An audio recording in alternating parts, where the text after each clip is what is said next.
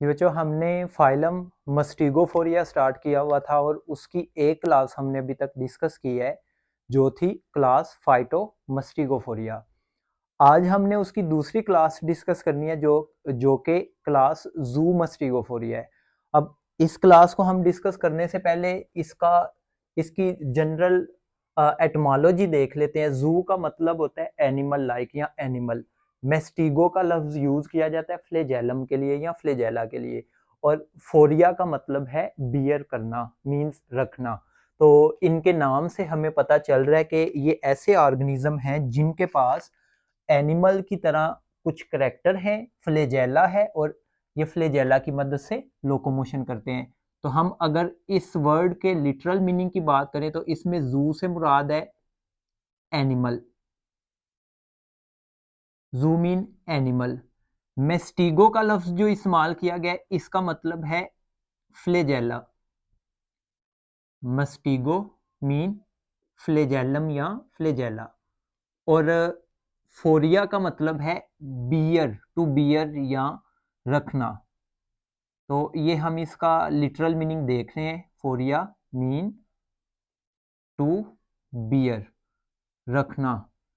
तो इस इस क्लास का जो नाम है ये हमारे पास आ रहा है कि फ्लेजेला रखने वाले एनिमल लाइक ऑर्गेनिज्म। इनको एनिमल लाइक ऑर्गेनिज्म क्यों कहा गया? एनिमल्स में दो करेक्टर ऐसे हैं जो हम प्रोमिनेंटली डिस्कस करते होते हैं। एक तो एनिमल्स लाइक इनको इसलिए कह रहे हैं क्योंकि एनिमल्स हिट्रोट्रॉफ होते हैं। एनिमल्स आर हिट्रोट्रॉफिक, ये अपनी खुराक खुद तैयार नहीं कर सकते, हिट्रोट्रॉफ। और दूसरा करेक्टर इसका एनिमल लाइक ये है कि ये लोकोमोशन कर सकते हैं। They have flagella for locomotion, और इनके पास फ्लेजेला होते हैं लोकोमोशन के लिए।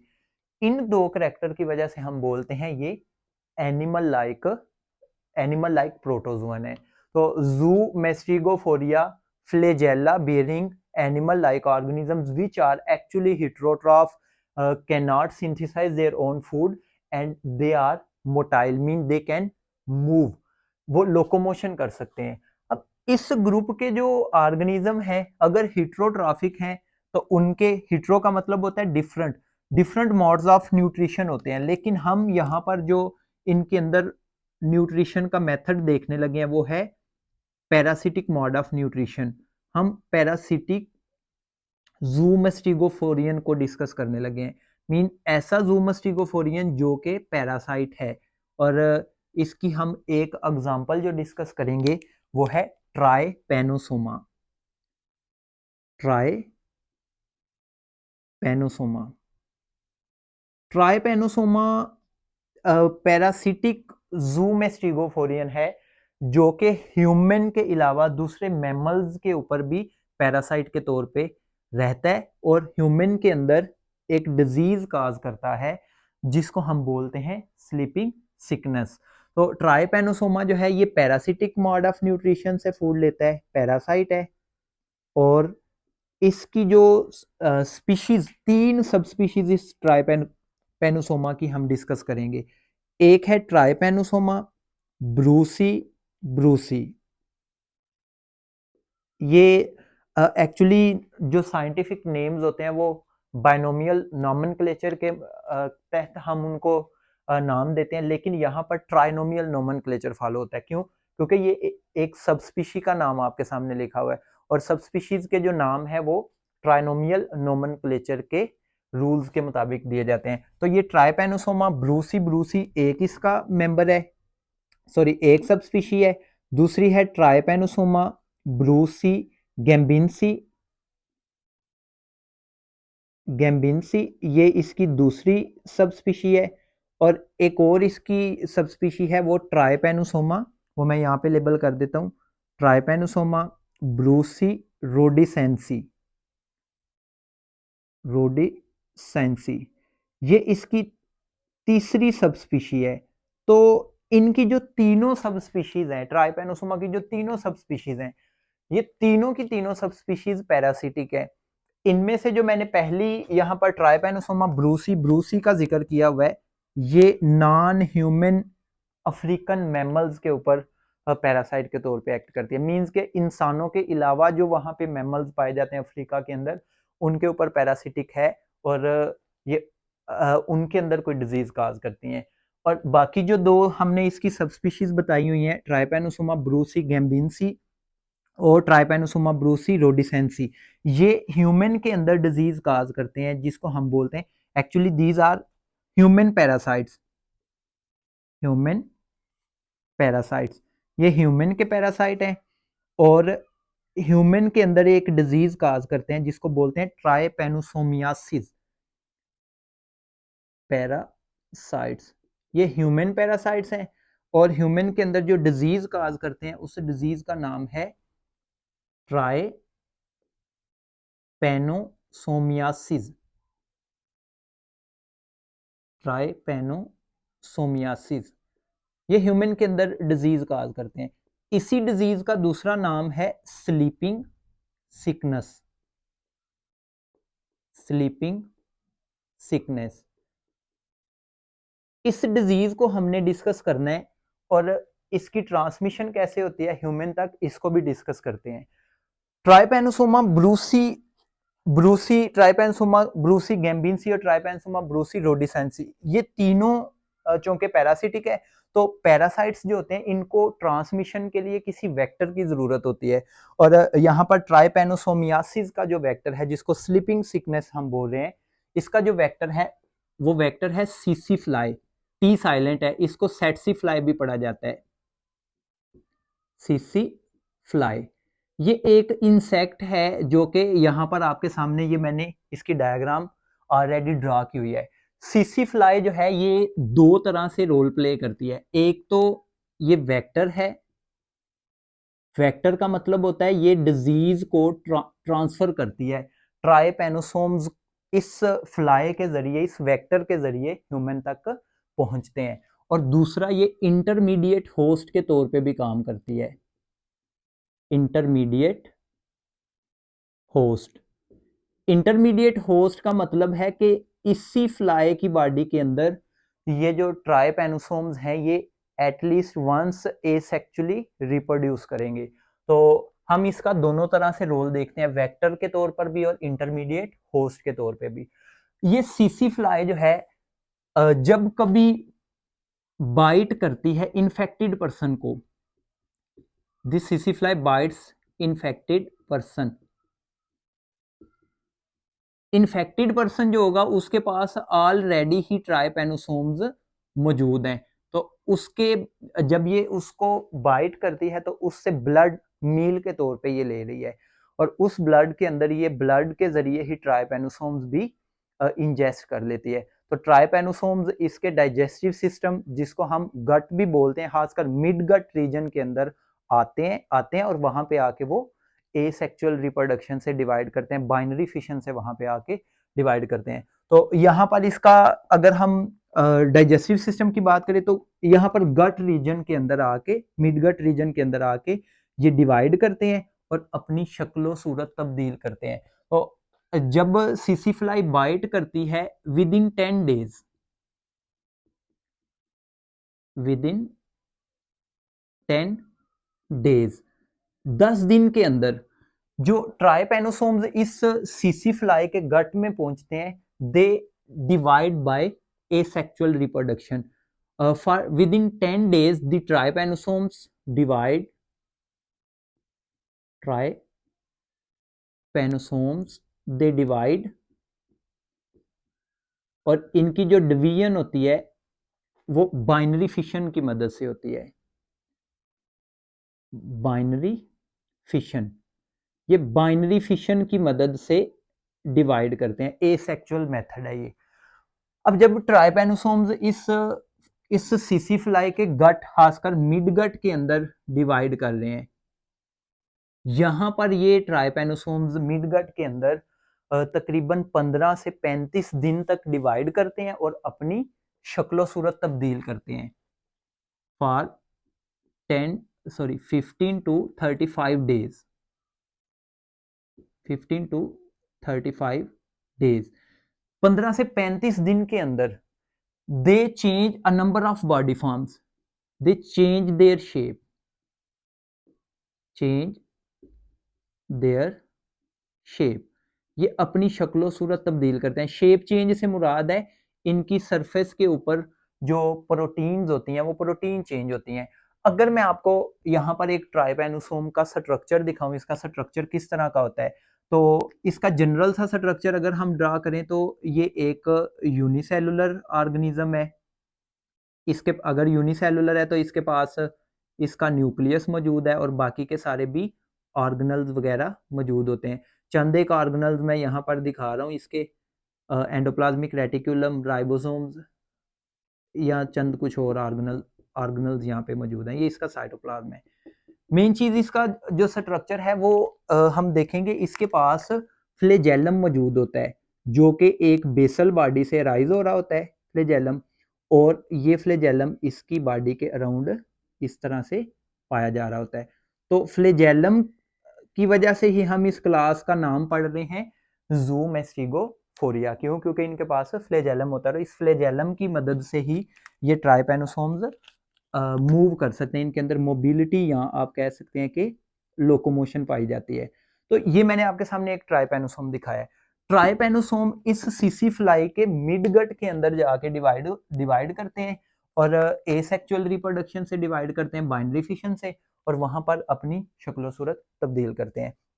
फिर इसके बाद, अच्छा, इसकी मैं एक हाइपोथेटिकल डायग्राम आपको समझाने के लिए यहाँ पर दिखा रहा हूँ। लेट्स सपोज कि ये हमारे पास एक सीसी फ्लाई ही है और इसके डाइजेस्टिव सिस्टम के अंदर जो चेंजेस आ रही हैं, इसकी बॉडी फॉर्म, ट्राइपैनोसोम्स की जो बॉडी फॉर्म चेंज हो रही होती है इसके डाइजेस्टिव सिस्टम के अंदर, हम वो चेंजेस देखते हैं। वो कौन कौन सी चेंजेस हैं? देखिए, सबसे पहले जब सीसी फ्लाई ने बाइट करना है तो ट्राइपैनोसोम्स चले जाते हैं इस फ्लाई के गट के अंदर। लेट्स सपोज मैंने ये एक डॉट ट्राइपैनोसोम को रिप्रेजेंट करने के लिए दिखाया है। हम अगर इस फ्लाई का डाइजेस्टिव सिस्टम देखें तो माउथ से यहाँ पर सलाइवरी ग्लैंड होते हैं, सलाइवरी ग्लैंड के बाद ये इसका गट रीजन है और ये इसका बाकी का सारा डाइजेस्टिव सिस्टम है। लेट्स सपोज कि मैंने इसका ना एक जनरल सा स्केच आपको दिखाया है इसके डाइजेस्टिव सिस्टम। अब जैसे ही ट्राइपैनोसोम्स इसके माउथ के अंदर एंटर होते हैं, ब्लड के जरिए ये चले जाते हैं मिड गट रीजन के अंदर। ये वाला जो इसका एरिया, ये जो पार्ट यहाँ पर दिखाया गया है, इसको बोल रहे हैं मिड गट। मिड गट के अंदर ये डिवाइड कर रहे हैं जाके बाइनरी फिशन से और अपनी शक्लो सूरत तब्दील कर रहे हैं। मिड गट में डिवाइड करने के बाद ये ट्राइपैनोसोम्स वापस चले जाते हैं इस फ्लाई के सलाइवरी ग्लैंड। यहाँ पर सलाइवरी ग्लैंड मौजूद है इस फ्लाई के सलाइवरी ग्लैंड तक। जब सलाइवरी ग्लैंड में ये पहुंचते हैं, अब ये सीसी फ्लाई इन्फेक्टेड हो चुकी है। क्यों? क्योंकि इसके पास ट्राइपैनोसोम्स मौजूद हैं इसके सलाइवरी ग्लैंड के अंदर, या यहाँ पर आप कह लें इसके सलाइवरी ग्लैंड के पास ट्राइपैनोसोम्स आ चुके हैं और ये ट्राइपैनोसोम्स ट्रांसफर करेगी जब ये फ्लाई किसी नॉर्मल हेल्दी पर्सन को बाइट करेगी। तो हम कहते हैं कि जो सीसी फ्लाई है, this fly after getting trypanosomes, this fly will bite to the normal healthy person. This fly bites to normal healthy person. ये नॉर्मल हेल्दी पर्सन को बाइट करेगी, हेल्दी पर्सन, और जब उस पर्सन को ये बाइट करेगी तो ये ट्रांसफर कर देगी उसकी बॉडी के अंदर ट्राइपैनोसोम्स। तो जैसे ही ट्राइपैनोसोम्स ट्रांसफर होंगे, ट्राइपैनोसोम्स दो कंडीशन से, दो स्टेजेस से गुजरते हैं। इस फ्लाई ने, जब इसके पास ट्राइपैनोसोम्स आ चुके हैं, ये जब किसी हेल्दी पर्सन को बाइट करेगी तो उसकी बॉडी के अंदर, ब्लड के अंदर इसके ट्राइपैनोसोम्स ट्रांसफर होंगे और वहां से दो स्टेजेस नेक्स्ट हम डिस्कस करेंगे। एक होती है हीमोलिम्फेटिक स्टेज, हीमोलिम्फेटिक स्टेज। हीमोलिम्फेटिक स्टेज है, हीमो का मतलब है ब्लड, लिम्फेटिक का मतलब है लिम्फेटिक ऑर्गन्स, लाइक स्प्लीन है जिस तरह की। तो हीमोलिम्फेटिक स्टेज में ट्राइपैनोसोम्स ट्रांसफर होते हैं ब्लड के जरिए लिम्फेटिक सिस्टम तक, जिसमें स्प्लीन वगैरह हम डिस्कस करते हैं, स्प्लीन और इसके साथ साथ ब्लड के जरिए स्प्लीन तक ट्राइपेनोसोम्स ट्रांसफर हो जाते हैं। और दूसरी स्टेज है सेरिब्रो इंसेफ्लेटिक स्टेज। सेरिब्रो का मतलब है ये सेरिब्रो स्पाइनल फ्लूइड से ध्यान में रखिएगा, cerebral parts, brain, cerebro encephalitic stage. इस कंडीशन में सेरिब्रल स्पाइनल फ्लूइड के अंदर ये ट्राइपेनोसोम्स एंटर हो जाते हैं, ब्रेन के अंदर एंटर हो जाते हैं, और ये ब्रेन के नॉर्मल स्लीप साइकिल को अफेक्ट करते हैं, जिसकी वजह से जो पर्सन होता है वो नॉर्मल डे टाइम में भी सोया रहता है और उसको रात के वक्त नींद नहीं आती। रात के वक्त नॉर्मल जो पर्सन जिस तरह सो सकते हैं, ये लोग उस तरह से सो नहीं सकते। तो ये दो स्टेजेस हैं, हीमोलिम्फेटिक स्टेज जिसमें ब्लड के जरिए ये स्प्लीन तक या अदर लिम्फाइड ऑर्गन्स तक ये ट्रांसपोर्ट कर दिए जाते हैं, और इसके बाद ये सेरिब्रोस्पाइनल फ्लूइड के अंदर ब्लड ब्रेन बैरियर को क्रॉस करके ब्रेन तक पहुंच जाते हैं, स्पाइनल कॉर्ड तक पहुंच जाते हैं। इसकी सिम्टम्स क्या है? इसकी सिम्टम्स में जो पेशेंट्स होते हैं, इसकी मोस्टली डायग्नोसिस जो है वो अर्लियर स्टेजेस पे थोड़ी मुश्किल होती है, और लेटर स्टेजेस पे जब ये क्रोनिक फॉर्म में चली जाती है तो इसकी सिम्टम्स ज़्यादा ज़रा अपीयर होना शुरू हो जाती हैं। और इसकी सिम्टम्स में जनरल एपैथी है, जनरल एपैथी का मतलब है कि इसके जो पेशेंट होते हैं वो सही तरह से बोल नहीं सकते, और इसके साथ साथ मेंटल डलनेस,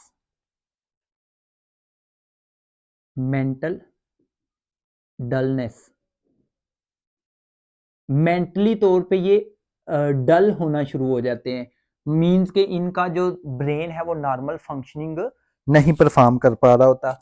इसके साथ साथ अदर जो इसकी सिम्टम्स हो सकती हैं वो कार्डियोवास्कुलर अरेस्ट भी हो सकता है, कार्डियक मसल्स को भी ये इन्फेक्ट कर सकते हैं, कार्डियक मसल्स। तो ये इसकी चंद एक सिम्टम्स हैं। फिर अगर इसकी सिम्टम्स अपीयर हो रही हैं और अर्लियर स्टेजेस पे, तो इसको कंट्रोल किया जा सकता है। कैसे कंट्रोल किया जा सकता है? डाइट की मदद से। इसका जो ट्रीटमेंट है वो डाइट है, डाइट, और इसके साथ साथ ड्रग्स, इनको इस्तेमाल करके इसके पेशेंट को रिकवर करने की कोशिश की जाती है। लेकिन क्रोनिक स्टेजेस में जब ट्राइपेनोसोम्स हार्ट के मसल तक, कार्डियक मसल तक पहुंच जाते हैं, तो फिर इसकी रिकवरी जो है वो मुश्किल हो जाती है। तो ये था सिंपल सा इसका उतना लाइफ साइकिल मैंने एक्सप्लेन किया है जितना मिलर हार्ले की बुक के अंदर दिया गया है। वैसे ही इसका लाइफ साइकिल काफी ज्यादा कॉम्प्लेक्स है, तो हम इसको यहीं पर वाइंड अप कर रहे हैं। इसके बाद हमारे पास जो नेक्स्ट सबफाइलम शुरू होता है वो है सबफाइलम सार्कोडीना। हमने 3 सबफाइलम डिस्कस करने हैं, एक हमने ऑलरेडी डिस्कस कर लिया, अब दूसरा सबफाइलम हम डिस्कस कर रहे हैं, सबफाइलम सार्कोडीना। इस सब फाइलम के अंदर कौन कौन से ऑर्गेनिजम्स मौजूद हैं? सब फाइलम सार्कोडीना, सार्को का जो लफ्ज है, सब का मतलब होता है बिलो, फाइलम से छोटा जो लेवल होता है, छोटा टेक्सॉन है ये सब फाइलम सार्कोडीना। यहां पर सार्को का जो लफ्ज इस्तेमाल किया गया है ये यूज होता है Sarco mean pseudopodia, Sarco mean pseudopodia. Pseudopodia क्या है? सूडो का लफ्ज इस्तेमाल होता है फॉल्स के लिए, और पोडिया का मतलब होता है फिट। इनको सूडोपोडिया का दूसरा नाम है फॉल्स फिट, इनको फॉल्स फिट भी कहा जाता है। और जिन ऑर्गेनिज्म के लिए ये सार्को का लफ्ज इस्तेमाल किया जाता है, ये अमीबाइड मूवमेंट होती हैं इनके अंदर, सूडोपोडिया की मदद से ये मूव करते हैं। सूडोपोडिया किस तरह के स्ट्रक्चर हैं और इनका काम क्या है, पहले इनको डिस्कस करते हैं, फिर हम सूडोपोडिया की डिफरेंट टाइप्स को देखेंगे। अगर मैं आपको एक ऑर्गेनिज्म दिखाऊं, यहाँ पर अमीबा, के अंदर जो लोकोमोशन का पैटर्न है, जो मेथड है, वो है सूडोपोडिया की मदद से। इस अमीबा, क्योंकि ये एक यूकैरियोटिक सेल है तो मैंने इसका सेंटर में न्यूक्लियस दिखाया। इसके पास दो तरह का साइटोप्लाज्म होता है। एक साइटोप्लाज्म वो होता है जो पेरिफेरल साइड पे होता है, आउटर साइड पे होता है, इसी वजह से हम इसको एक्टोप्लाज्म भी कहते हैं। ये इसका एक्टोप्लाज्म है। और एक्टोप्लाज्म के अलावा यहाँ पर इनर साइड पे टुवर्ड्स द न्यूक्लियस भी साइटोप्लाज्म होता है, जिसको हम एंडोप्लाज्म कहते हैं। ये एंडोप्लाज्म है।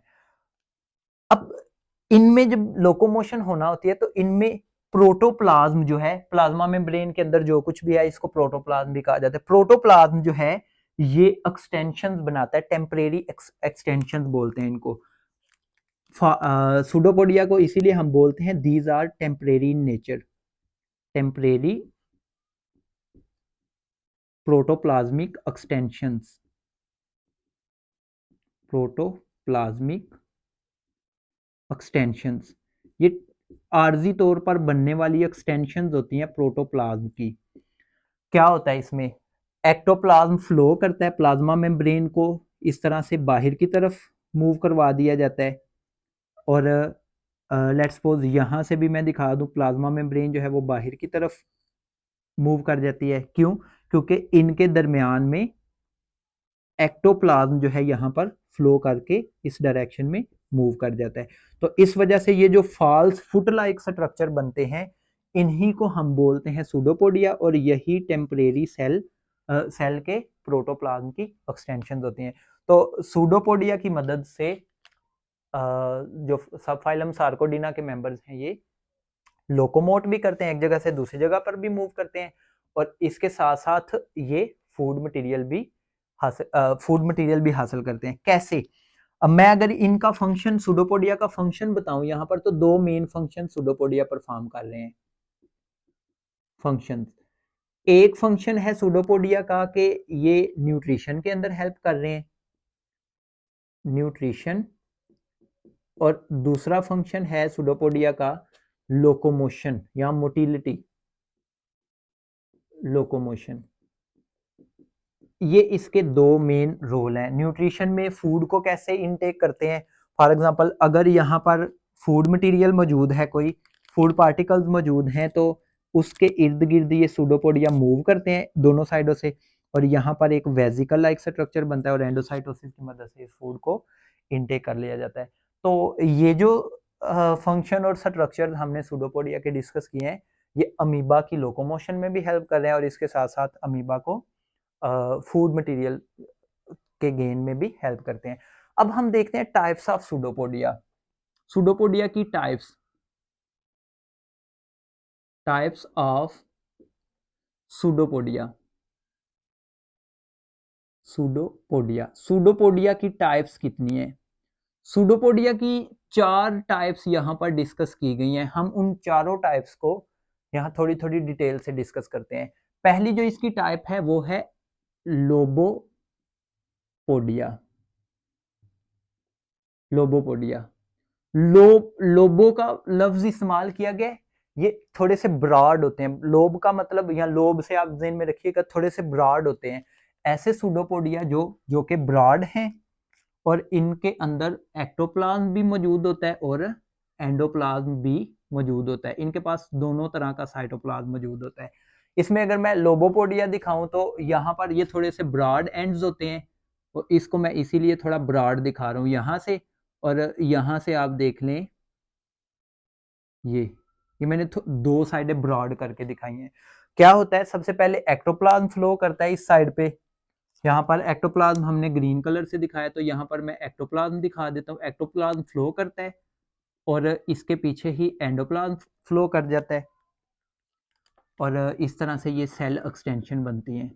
नॉर्मली क्या हो रहा है इसमें, इन सूडोपोडिया में जो एक्टोप्लाज्म है ये फ्लो करता है बाहर वाली साइड को इस तरह, यहाँ पर भी, और उसके पीछे एंडोप्लाज्म फ्लो करता है। लोबोपोडिया हम कहते हैं दीज आर ब्रॉड सूडोपोडिया। इसके बारे में 2 पॉइंट आपने ज़हन में रखने हैं, एक तो ब्रॉड सूडोपोडिया है, और दूसरे नंबर पे ये फूड मटेरियल को इनटेक करने के लिए इस्तेमाल होते हैं। और टेम्परेरी सेल एक्सटेंशन है, वो ये बात हमने यहाँ पर पहले ही डिस्कस कर ली हुई है। और इनके अंदर एक्टोप्लाज्म भी पाया जाता है, एक्टोप्लाज्म, और उसके साथ साथ एंडोप्लाज्म, ये लोबोपोडिया के मतलब। और जो अमीबा वगैरह होते हैं इनके अंदर ये लोबोपोडिया पाए जाते हैं,